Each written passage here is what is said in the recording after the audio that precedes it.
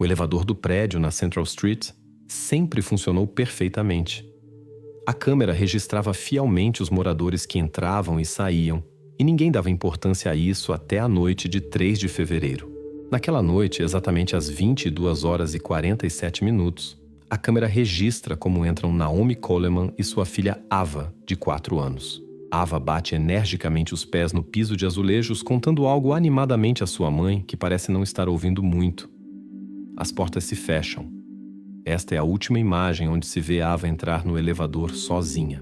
Exatamente 32 minutos depois, às 23h19, as portas do elevador se abrem novamente.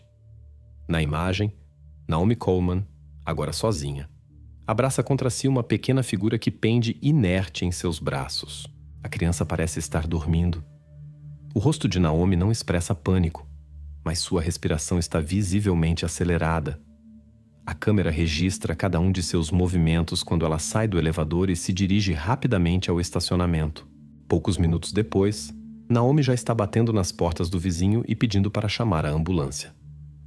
O que aconteceu durante esses 32 minutos? A resposta a esta pergunta se tornará o foco principal da investigação. A primeira equipe a chegar ao local é a ambulância. Eles não fazem muitas perguntas. A situação lhes parece clara imediatamente. Naomi fala de um acidente. Ela repete a frase, escorregou no banheiro, mas as palavras soam inseguras, pouco convincentes. Os paramédicos rapidamente notam a inconsistência de sua versão. O cabelo de Ava está absolutamente seco e não há uma única gota de água em sua roupa. Eles não expressam dúvidas em voz alta, mas transmitem suspeitas aos policiais que chegaram depois deles. A inspeção do apartamento acontece 15 minutos após a chamada. Os policiais verificam minuciosamente o local.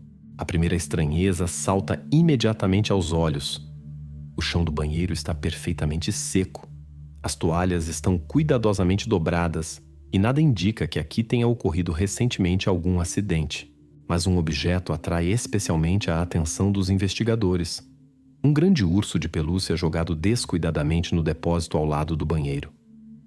Em sua cabeça se destacam claramente 2 olhos duros de plástico, muito rígidos, muito pesados para serem usados em um brinquedo destinado a uma idade tão pequena. Um dos investigadores examina cuidadosamente o urso, depois o coloca de lado, notando sua importância para estudo posterior. Mas o verdadeiro alarme surge mais tarde, já na ambulância, quando o perito forense examina a Ava. Ele estuda cuidadosamente seu rosto e pescoço e nota nas pálpebras pequenas hemorragias puntiformes. Esses pontos vermelhos quase imperceptíveis se tornam evidência importante de que a versão da mãe sobre uma queda não pode ser verdade. Eles falam apenas de uma coisa, de ação mecânica sobre as vias respiratórias. A polícia imediatamente se concentra no ambiente próximo de Ava. Naomi Coleman, a mãe que estava por perto e foi a primeira a relatar o ocorrido. Seu comportamento parece estranho. Emoções contidas, respostas curtas, às vezes até indiferentes. Mas isso ainda não é prova, e os policiais sabem que a primeira impressão é frequentemente enganosa. A segunda pessoa a entrar no campo de visão das autoridades é Brandon Nguyen, namorado de Naomi. Ele morava com elas há vários meses, mas precisamente naquela noite, por algum motivo, estava fora do alcance das câmeras e testemunhas. Sua ausência gera perguntas. Onde ele estava durante esses 32 minutos? E o que esconde essa pessoa que enviou uma mensagem estranha ao telefone de Naomi às 22h58? Estou do lado de fora. Responda-me. A mensagem fica sem resposta. Precisamente a mensagem de Brandon se torna a primeira pista falsa que a investigação inicialmente começa a seguir. Esta mensagem curta parece suspeita. A polícia admite a possibilidade de que Ava pudesse ter sido vítima de um conflito doméstico, que poderia ter sido provocado por ciúmes ou agressão por parte de Brandon. No entanto, logo se descobre que seu telefone no momento do envio da mensagem estava longe de casa, registrado em uma torre de telefonia móvel a 7 quilômetros do apartamento. A versão de sua presença física na casa se torna fraca, embora não desapareça completamente do campo de visão da polícia.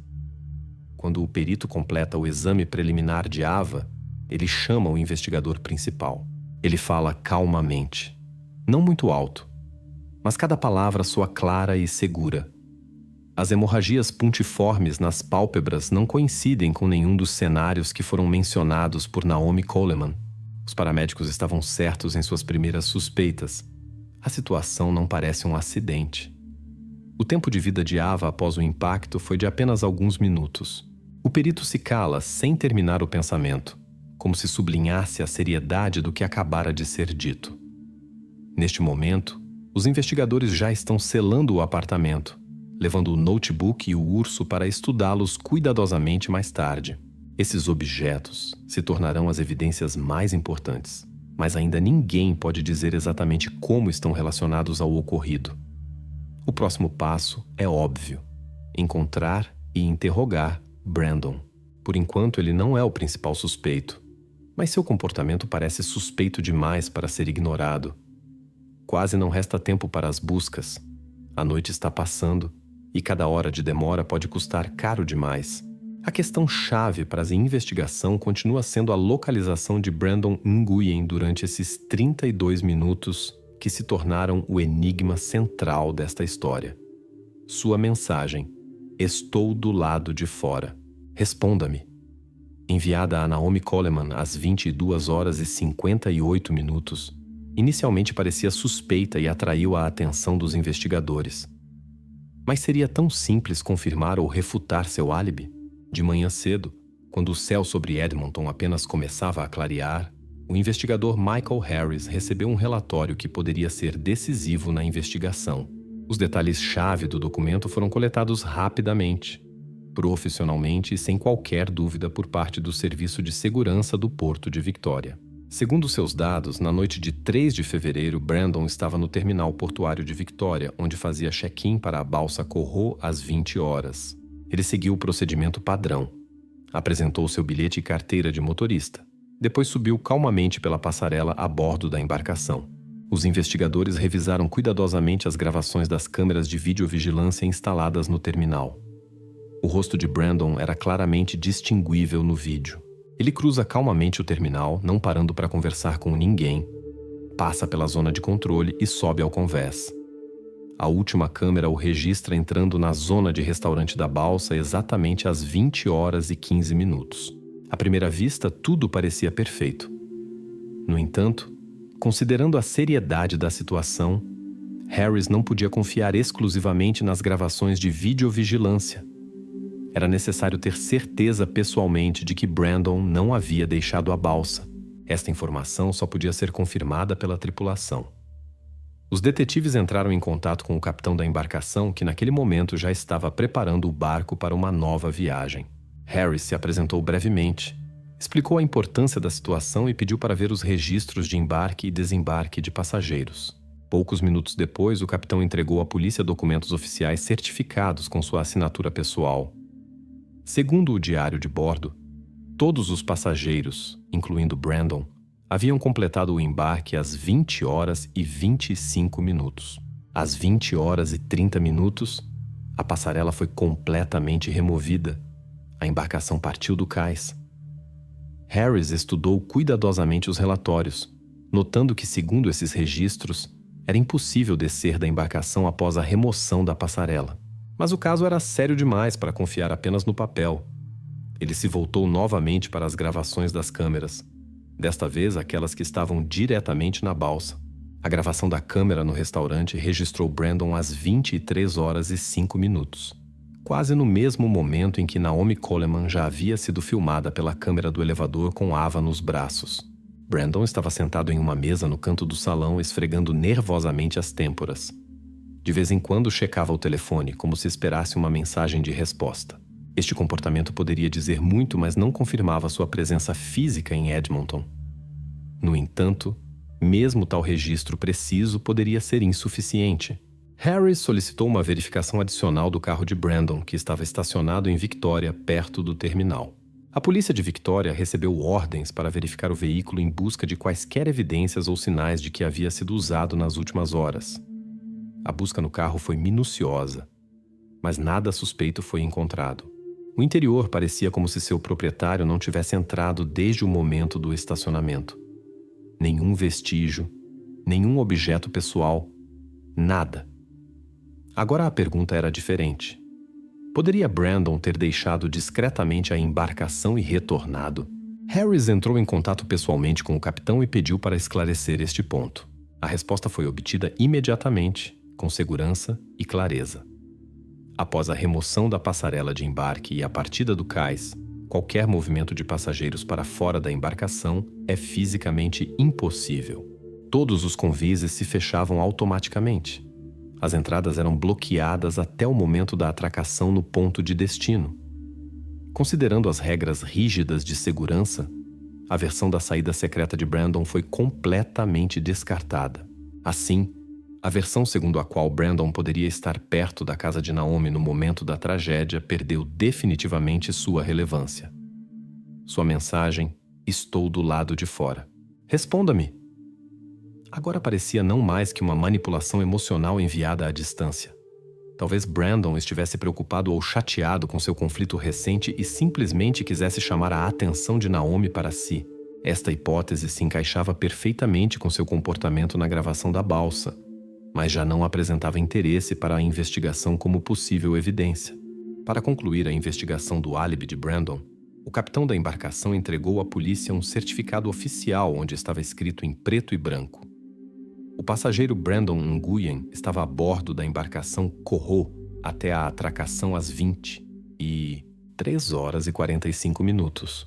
Harris colocou lentamente este papel sobre a mesa e compreendeu que a suspeita inicial havia sido errônea. Agora os detetives foram obrigados a voltar ao ponto inicial e reconsiderar o caso, concentrando a atenção naqueles que estavam diretamente no apartamento no momento da tragédia. Isso significava apenas uma coisa: a investigação teria que começar do início e olhar com novos olhos o comportamento e declarações da única pessoa que naquela noite estava perto de Ava, sua mãe, Naomi Coleman. A investigação volta a Edmonton, para uma figura central da história: Naomi Coleman.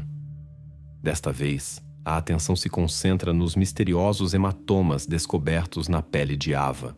Essas marcas claramente foram obtidas muito antes dos eventos daquela noite fatal. Por que apareceram se Ava não frequentava nenhuma sessão esportiva ou grupos? Em 5 de fevereiro, o detetive Harris estudou cuidadosamente os documentos médicos de Ava Coleman. Nos relatórios do pediatra do bairro constava que Naomi havia se dirigido a ele várias vezes com queixas sobre hematomas e pequenas contusões. O pediatra sempre anotava nos prontuários médicos a mesma frase: os hematomas são explicados por brincadeiras ativas em casa. Formalmente, todas as conclusões médicas pareciam convincentes e não geravam suspeitas. No entanto, agora essas linhas secas adquiriam outro significado. No curso da verificação, os detetives visitaram os vizinhos de Naomi no complexo residencial. Uma das primeiras interrogadas foi uma mulher idosa chamada Sra. Lee, que morava atrás da parede fina do apartamento vizinho. Seu depoimento se mostrou inesperadamente importante.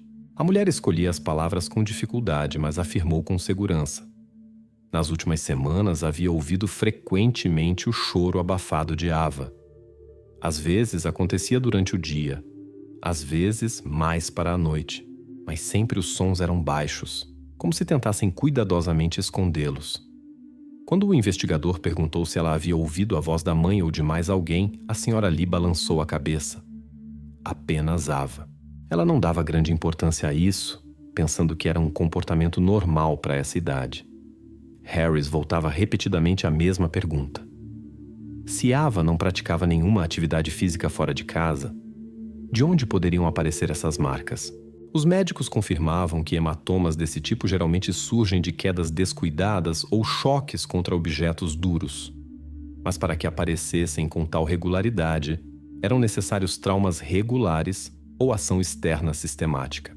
Tentando entender mais profundamente a situação, a investigação começou a estudar o ambiente próximo de Ava. Descobriu-se que 1 semana antes do incidente, alguns dias com ela havia passado a avó materna. No âmbito do procedimento padrão, a avó foi chamada para uma conversa. No encontro, a mulher parecia agitada, descrevia detalhadamente os dias passados com Ava, assegurando que nenhuma lesão a menina havia recebido em sua presença. Ela falava sinceramente e sem hesitações. No entanto, Isso não era suficiente para remover completamente as suspeitas sobre ela. O depoimento da avó era importante, mas a investigação exigia mais provas de sua inocência. A mulher forneceu fotografias tiradas com o celular 3 dias antes do incidente. Harris examinou longamente essas imagens, ampliando a imagem na tela do monitor. Nas fotos, Ava estava sorrindo e parecia absolutamente feliz. Mas o principal, em sua pele não havia vestígios visíveis ou hematomas. Isso significava que os hematomas no corpo da menina apareceram depois, nos últimos 3 dias antes da tragédia. A investigação compreendia que a avó saía temporariamente da lista de suspeitos, embora fosse cedo para excluí-la completamente. Enquanto isso, os investigadores obtiveram acesso a uma nova série de relatórios médicos. Neles se notava que os hematomas eram de diferentes idades, mas os mais visíveis surgiram não mais que 72 horas antes do dia fatal. Harris comparava cuidadosamente esses dados com as declarações de Naomi. Ela continuava assegurando que os hematomas apareceram como consequência de quedas em casa. Mas o tom de sua voz e a escolha de palavras se tornavam cada vez menos convincentes. Os detetives também retornaram repetidamente ao grande urso de pelúcia que foi confiscado do depósito do apartamento. Seus olhos duros de plástico poderiam deixar essas mesmas marcas específicas de pressão na pele. A investigação compreendia que o brinquedo poderia ter desempenhado um papel importante no caso, embora ainda não fizesse conclusões claras. No final do dia, revisando mais um relatório, Harris notou uma conclusão do perito forense. Lá estava claramente indicado que a localização e o caráter dos hematomas antigos não poderiam ser casuais. Mas o mais alarmante era outra coisa. Os peritos se recusavam a afirmar categoricamente que essas lesões fossem resultado de violência doméstica, embora não excluíssem tal possibilidade. O documento terminava com uma ressalva padrão que não esclarecia nada definitivamente, mas dava à investigação motivo para séria preocupação. Agora os investigadores sabiam que os hematomas no corpo de Ava surgiram muito recentemente, e sua origem causava alarme. A avó saía temporariamente do campo de visão dos detetives, mas continuava sendo uma figura que não deveria ser esquecida. Quanto a Naomi, ela tinha que novamente explicar detalhadamente o que aconteceu no apartamento nos últimos dias de vida de Ava. A investigação se aprofundava cada vez mais nos detalhes da vida familiar de Naomi Coleman, compreendendo que os segredos que ela esconde podem ser muito mais terríveis e próximos do que inicialmente parecia. No terceiro dia após a tragédia, a atenção da investigação foi atraída por um novo detalhe importante. Os peritos criminalistas descobriram uma impressão fresca de uma pequena palma no lado interno da maçaneta de um armário no apartamento de Naomi Coleman. Era quase imperceptível, mas significativa. De onde veio e como se relacionava com os eventos daquela noite, restava descobrir. Os peritos chegaram ao apartamento de Naomi pela manhã, 3 dias após o incidente. O investigador Harris os acompanhava, observando silenciosamente como os criminalistas examinavam metodicamente cada superfície. A atenção de todos foi atraída por um alto armário embutido com porta de madeira. O especialista passou lentamente o pincel com pó no lado interno da maçaneta, e logo nela se manifestou claramente uma impressão de palma pequena, mas bem clara. Harris se aproximou, examinando atentamente a descoberta. Ao lado da impressão podiam ser vistas pequenos arranhões e várias lascas microscópicas de madeira, indicando claramente que alguém havia tentado com força se agarrar à maçaneta. Os investigadores mediram cuidadosamente a altura na qual se encontrava esta impressão, 110 centímetros do chão. A altura de Ava, segundo os documentos médicos, era de 93 centímetros. Parecia óbvio que, sem ajuda externa, Ava não poderia ter alcançado a maçaneta do armário. No entanto, a impressão era absolutamente precisa e pertencia a ela. Esta contradição se tornou central na nova versão da investigação. A investigação considerava a possibilidade de que Ava pudesse ter alcançado a maçaneta sozinha, usando algum tipo de plataforma. Os detetives examinaram cuidadosamente o chão e o espaço ao redor do armário. Brinquedos, livros e outros objetos pequenos estavam espalhados em vários lugares. Teoricamente, Ava poderia tê-los empilhado uns sobre os outros e tentado alcançar. Esta versão parecia plausível e se tornou de trabalho para essa investigação. No entanto, Harris decidiu pessoalmente verificar tal possibilidade. Ele colocou cuidadosamente no chão ao lado do armário brinquedos grandes, tentando construir algo parecido com uma plataforma estável. A construção obtida parecia frágil demais, mas o investigador devia levar o experimento até o fim.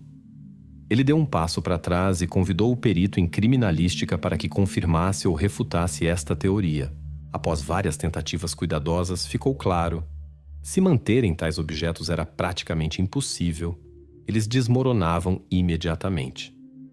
A versão parecia duvidosa, mas ainda não era excluída completamente. Paralelamente, surgiu uma nova hipótese. Ava poderia ter se trancado no armário sozinha, brincando de esconde-esconde. Isso poderia explicar a impressão e os arranhões. A menina poderia ter se assustado e tentado abrir a porta por dentro. À primeira vista, isso explicava as evidências encontradas. Mas Harris era um investigador experiente o suficiente para não acreditar cegamente. Ele se aproximou novamente do armário e examinou cuidadosamente sua porta. Não havia fechadura no armário, mas a porta era pesada o suficiente e se ajustava firmemente ao corpo. Abri-la por dentro poderia ser uma tarefa complicada demais para Ava. Os peritos novamente tomaram medidas e realizaram uma série de testes, tentando determinar se ela poderia ter fechado a porta sozinha e ficado trancada dentro. Os resultados foram ambíguos. Teoricamente era possível, mas a confirmação prática de tal versão estava ausente. O investigador pediu ao perito criminalista para demonstrar a que altura Ava poderia ter alcançado a maçaneta, ficando na ponta dos pés. O perito mediu cuidadosamente a distância. Mesmo na ponta dos pés, com o braço estendido para cima, faltavam pelo menos 12 centímetros para alcançar a maçaneta do armário. Esta descoberta imediatamente riscou a hipótese de que Ava poderia ter se trancado sozinha. A investigação foi obrigada a reconhecer. A porta do armário foi fechada por alguém adulto. Harris deu um passo para trás, estudando calmamente o armário e compreendendo toda a seriedade da situação. Agora o círculo de suspeitos se reduziu drasticamente. Brandon já há muito tempo tinha um álibi confiável. A avó de Ava estava temporariamente excluída do número de suspeitos devido a fotos convincentes que provavam sua inocência. Restava uma única figura fisicamente capaz de fechar a porta do armário: Naomi Coleman, mãe de Ava. O investigador não se apressava em fazer conclusões definitivas, mas era evidente que as evidências se acumulavam cada vez mais contra Naomi. Ele olhou novamente para a impressão encontrada da pequena palma, coberta por arranhões quase imperceptíveis, e compreendia que Ava havia tentado desesperadamente abrir o armário por dentro. Isso se tornava não apenas uma evidência, era um sinal claro que não podia ser ignorado. Agora os investigadores tinham que voltar novamente a Naomi e descobrir o que ela escondia. Mas desta vez os detetives sabiam exatamente no que prestar atenção em seu relato. No quarto dia da investigação, os investigadores estudaram cuidadosamente o notebook confiscado no apartamento de Naomi Coleman. A atenção especial dos detetives foi atraída pela gravação do zoom encontrada na memória do dispositivo. Tornou-se importante entender o que exatamente acontecia na tela durante aquele intervalo quando, supostamente, ocorreu a tragédia. O detetive Harris estava sentado no escritório, estudando cuidadosamente o relatório detalhado sobre os dados obtidos do computador de Naomi. Segundo os logs da aplicação Zoom, na noite de 3 de fevereiro, Naomi participava de uma entrevista remota. A reunião começou às 22h55 e inicialmente não gerou nenhuma suspeita. Tudo corria regular e tranquilamente até às 23h02, quando Naomi inesperadamente desconectou o microfone. A aplicação registrou claramente a ativação do modo mudo. Às 23h03, o vídeo foi pausado manualmente. Essas manipulações coincidiam completamente em tempo com os eventos críticos registrados pela câmera no elevador. O detetive revisou esta informação várias vezes, sem se apressar em tirar conclusões. Era evidente que Naomi mesma havia interrompido a comunicação de vídeo. Os peritos confirmaram. A gravação parou não por uma falha técnica, mas como consequência de ações diretas do usuário. Harris sentia que este detalhe poderia se tornar evidência-chave na investigação. Compreendendo a importância do momento, o investigador novamente chamou Naomi para uma conversa. A mulher parecia cansada e tensa, evitando olhares diretos. Quando Harris perguntou por que ela havia parado o vídeo manualmente, Naomi fez uma pausa. Depois respondeu calmamente que supostamente havia perdido a internet repentinamente. Esta versão era lógica e simples, mas para essa investigação, conveniente demais. Harris decidiu verificar suas palavras diretamente através do suporte técnico do Zoom. A solicitação oficial foi enviada imediatamente, e algumas horas depois chegou a resposta. Nenhum problema de conexão no momento da videochamada foi registrado. O canal de internet de Naomi estava absolutamente estável. Nenhuma falha foi registrada pelo sistema. Esta informação se tornou uma contradição séria nas palavras da suspeita. Naomi afirmava que a comunicação de vídeo foi interrompida acidentalmente por perda de conexão. No entanto, agora os detetives sabiam exatamente que isso era mentira. Este fato não lhe deixava espaço para manobra, embora a investigação ainda não fizesse conclusões apressadas. Harris registrou isso como uma pista falsa fechada e continuou procurando a explicação de suas ações. Paralelamente, a equipe de investigação verificou as gravações das câmeras do corredor no andar no momento do desligamento do vídeo. Essas câmeras registravam todo o corredor que levava do apartamento ao elevador. Nas imagens não foi registrada nenhuma pessoa estranha ou movimento, exceto a própria Naomi.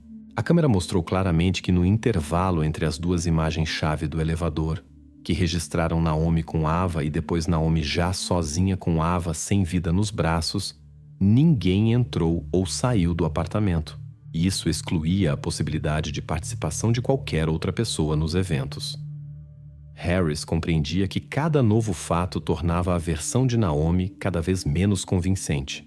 A mentira que antes poderia parecer simplesmente uma tentativa de evitar perguntas desagradáveis, agora se transformava em evidência séria. No entanto, o detetive não se apressava em fazer conclusões ruidosas. Ele precisava reunir o quadro completo e entender por que Naomi havia precisado desconectar urgentemente a câmera e o microfone naquele momento. No final do mesmo dia, sentado em sua mesa na delegacia, Harris voltou aos detalhes do relatório do Zoom.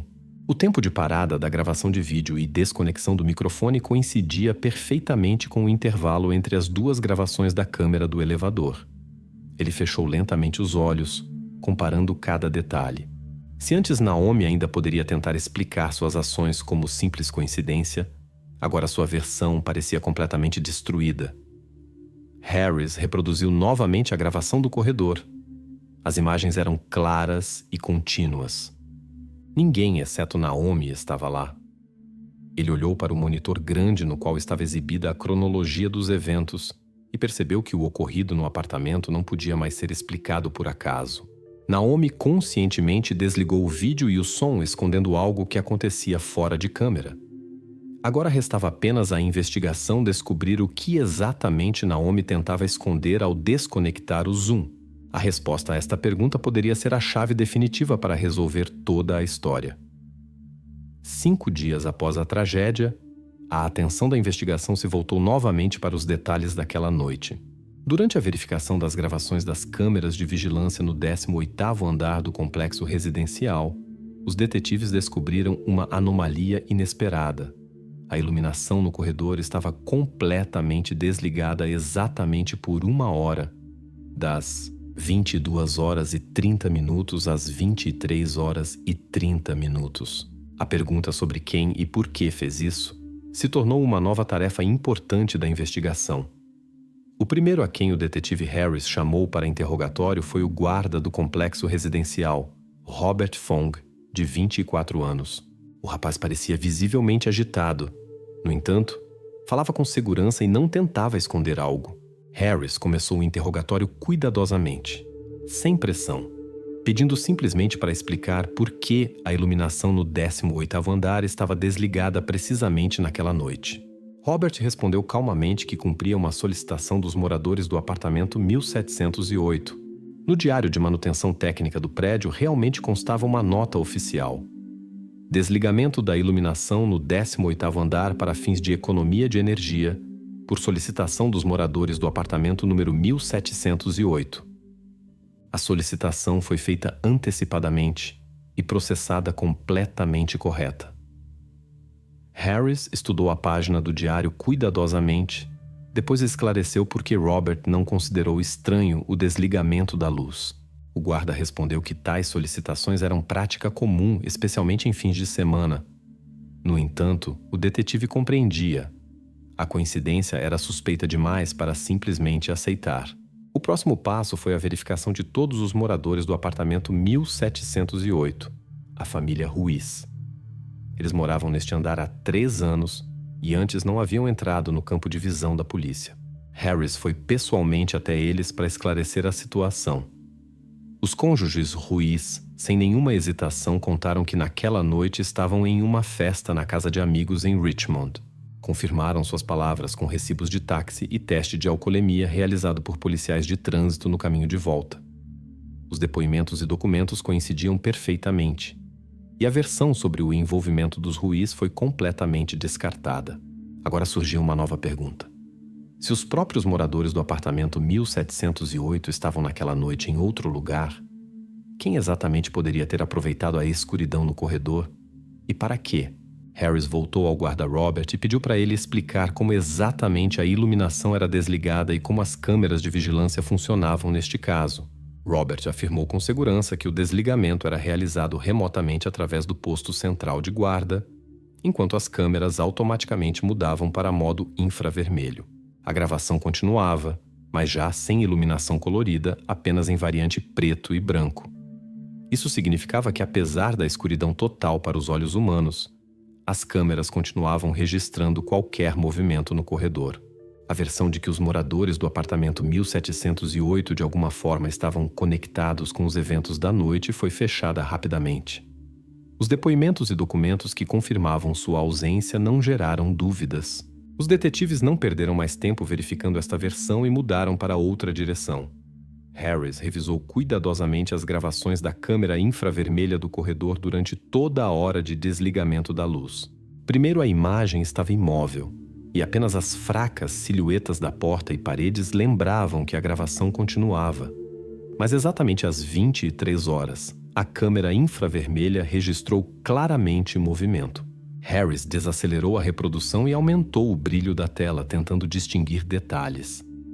Logo, ele viu claramente uma figura que se dirigia do apartamento de Naomi Coleman em direção ao depósito. A figura era familiar. Podia ser identificada sem dúvidas como a própria Naomi. Ela se movia rapidamente, mas cuidadosamente. Nas mãos claramente segurava algo volumoso. Após um estudo cuidadoso da imagem, ficou claro que era um brinquedo grande de pelúcia. Aquele mesmo urso com olhos duros de plástico que depois foi encontrado no depósito. Harris ficou imóvel diante da tela, sem se mover e quase sem piscar. Na cabeça rapidamente se formava o quadro completo. A luz desligada, a solicitação feita antecipadamente, a escuridão total na qual contava Naomi, e seu movimento pelo corredor com o brinquedo que depois se tornaria evidência importante. Tudo isso indicava apenas uma coisa. Naomi havia pensado e preparado antecipadamente as condições nas quais podia agir sem ser notada. Harris se recostou lentamente no encosto da cadeira, olhando para o teto e reunindo toda a cadeia de eventos. O quebra-cabeça gradualmente se transformava em um quadro coerente, do qual desapareciam as casualidades e aparecia um desígnio claro e calculado. Agora estava claro que Naomi havia usado a escuridão preparada antecipadamente para um movimento que não deveria ser notado pelos moradores comuns. Ela contava com o fato de que as câmeras não registrariam completamente suas ações, não percebendo que haviam mudado para modo infravermelho.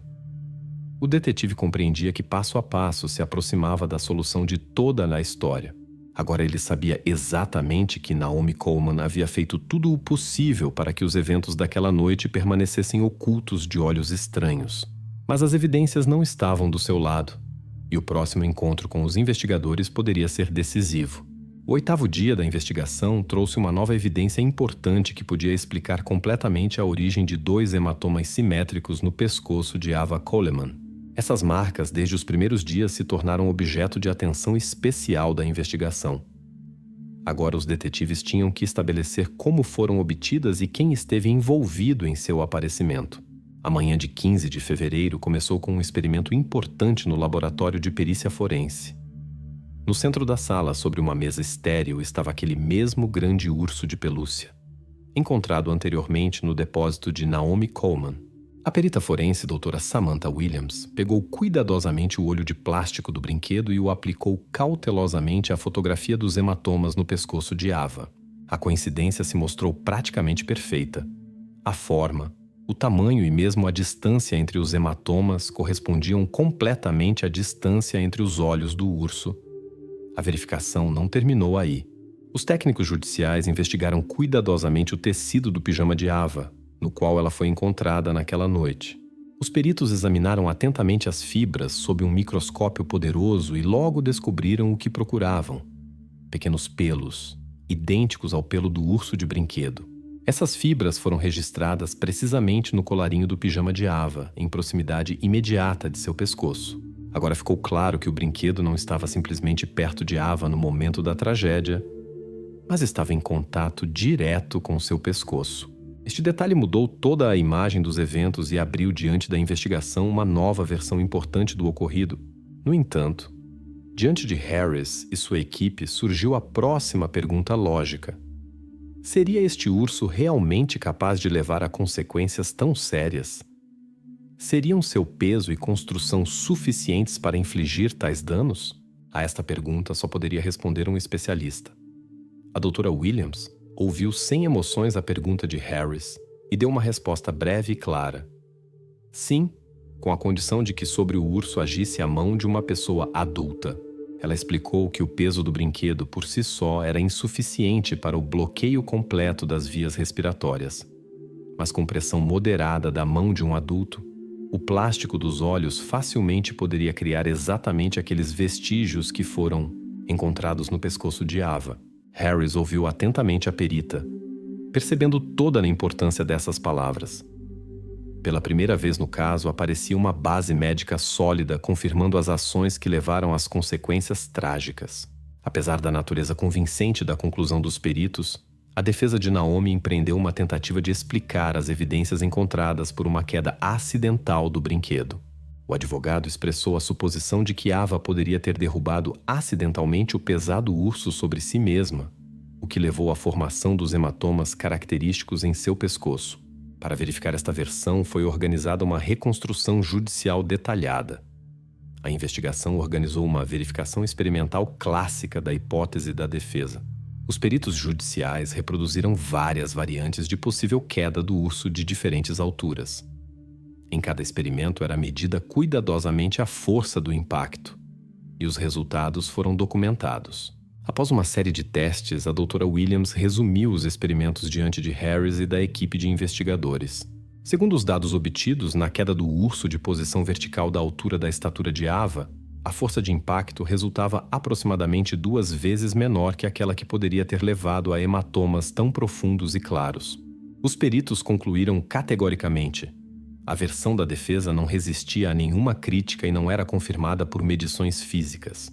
Harris olhou novamente para as fotografias dos hematomas, compreendendo que agora já nada poderia justificar a casualidade do ocorrido. O brinquedo, que até aquele momento a investigação considerava como evidência auxiliar, se tornou a parte central do mecanismo que uma pessoa adulta usou para cometer o crime. A investigação estabeleceu definitivamente que o urso de pelúcia foi usado não apenas como objeto de pressão, mas também como uma espécie de silenciador, suprimindo quaisquer sons. Agora os investigadores sabiam exatamente que Naomi era a única pessoa adulta que poderia fisicamente usar este brinquedo de tal maneira.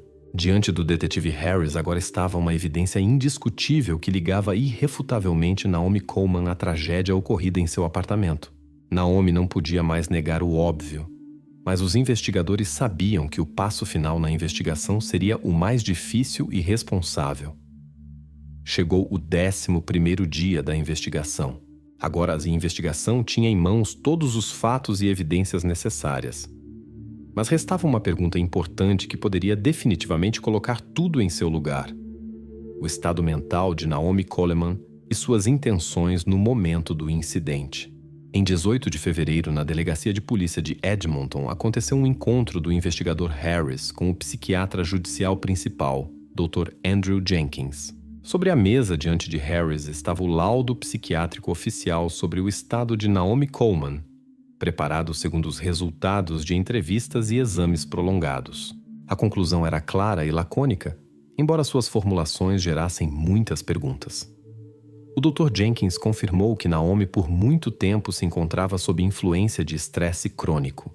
Ela era propensa a explosões afetivas agudas em momentos das quais perdia o controle emocional. No entanto, o psiquiatra sublinhou o fato mais importante. Apesar dessas manifestações, Naomi conservava plena sanidade mental e capacidade de perceber as consequências de suas ações. Em outras palavras, seu estado não poderia ser usado para justificar as ações cometidas por ela naquela noite. No mesmo dia, aconteceu outro interrogatório de Naomi. Na sala havia silêncio e Harris ouvia atentamente cada palavra. A pergunta era simples e direta. Por que ela aplicou ação física com a ajuda do brinquedo? Naomi respondeu calmamente e uniformemente, evitando o olhar direto. Eu precisava de silêncio, apenas por 10 minutos. Em sua voz não havia arrependimento ou agitação, apenas cansaço e irritação. À pergunta sobre se ela percebia as possíveis consequências, Naomi respondeu friamente. Eu simplesmente pressionei com o brinquedo para que Ava ficasse quieta. Eu não queria machucá-la. A resposta de Naomi abriu um novo rumo para a defesa. Seu advogado imediatamente aproveitou a declaração de sua defendida e declarou à investigação que as ações de Naomi foram causadas exclusivamente por pânico e impulso emocional. Ele afirmava que Naomi não poderia perceber a força de pressão que exercia. Esta versão soava convincente, e a investigação era obrigada a verificá-la da maneira mais minuciosa. Harris novamente se dirigiu aos peritos. Os especialistas médicos explicaram que explosão emocional e pânico realmente podem levar a ações incontroláveis. No entanto, no caso de Naomi, considerando seu perfil psicológico, ela bem poderia perceber e controlar a força com a qual exercia pressão. O argumento mais importante era que, segundo a conclusão do psiquiatra, ela não havia perdido a capacidade de controlar suas ações. No entanto, a defesa continuava insistindo em sua versão, sublinhando que Naomi se encontrava em estado de pânico imprevisível e não poderia dar conta de suas ações. Para o tribunal e a investigação, esta versão parecia suficientemente convincente para organizar uma audiência especial, na qual foram estudados materiais de vídeo que registraram o comportamento de Naomi diretamente após o ocorrido. Na audiência no tribunal, todos os olhares estavam voltados para a tela onde era transmitida a gravação da câmera do elevador. O timing foi definido com precisão especial. A gravação começava exatamente no momento em que Naomi saiu do apartamento e se dirigiu ao elevador com Ava sem vida nos braços. O juiz e os jurados observavam atentamente a expressão do rosto de Naomi no vídeo. Na tela se via que ela parecia tensa, mas absolutamente calma. Nenhum pânico ou emoções incontroláveis se percebia em seu rosto. Os especialistas notaram separadamente um detalhe importante. Pela gravação se podia determinar com precisão que os primeiros sinais de pânico apareceram em Naomi apenas 8 minutos depois que o Zoom foi desconectado. Isso significava que Naomi teve tempo suficiente para perceber o que havia acontecido. Tal comportamento claramente não correspondia à versão da defesa sobre pânico repentino. Na sala do tribunal se estabeleceu um silêncio tenso. Agora a acusação tinha um argumento importante e irrefutável que provava que as ações de Naomi foram conscientes e controladas. O detetive Harris calmamente fez uma anotação em seu caderno.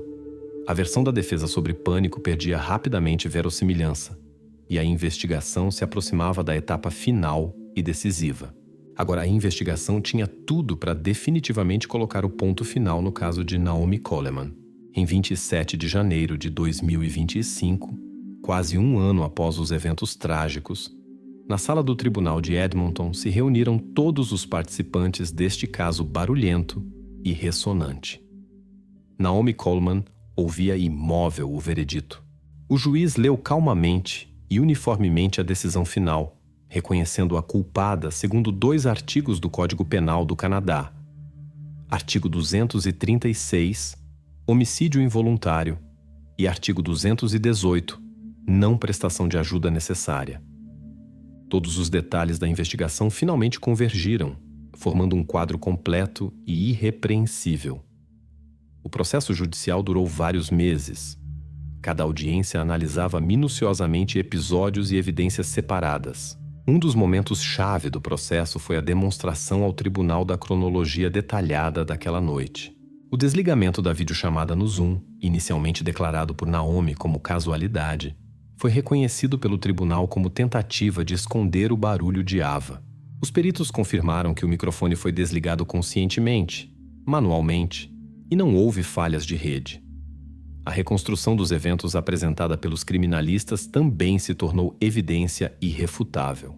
Os especialistas mostraram visualmente ao tribunal como a altura de Ava, 93 centímetros, não lhe permitia alcançar independentemente a maçaneta do armário, 110 centímetros.